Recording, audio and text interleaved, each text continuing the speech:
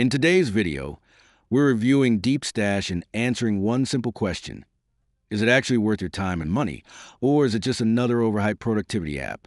Deepstash is built around short, summarized ideas. Instead of spending hours reading an entire book or a long article, you get bite-sized insights that are quick to consume and easy to save for later. Let's start with the biggest advantage: content accessibility. One thing Deepstash does really well is helping you learn something useful in just a few minutes. If you have a busy schedule, limited attention span, or simply prefer learning in smaller chunks, this format can be very convenient. You can scroll through ideas during a break, while commuting, or between tasks. For people who struggle with long-form content, this will make learning feel much easier and more consistent. But there's a downside. Some users may find the content too simplified.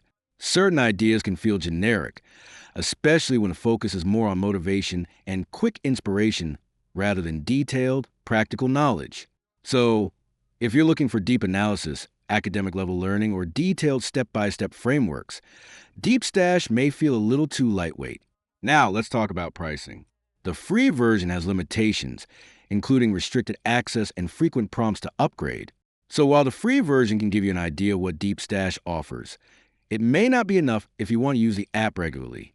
The Pro subscription generally falls somewhere around $50 to $90 per year, although discounts and promotional offers can sometimes reduce the price.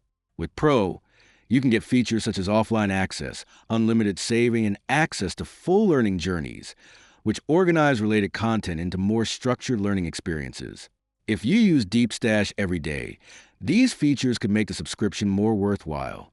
However, there's one thing you should keep in mind before subscribing.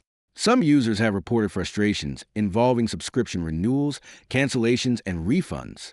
So, if you decide to pay for Pro, always check the current billing terms and keep track of your renewal date. So, is Deepstash worth it? If you want quick, digestible ideas and don't have time for long reading sessions, Deepstash can definitely be useful.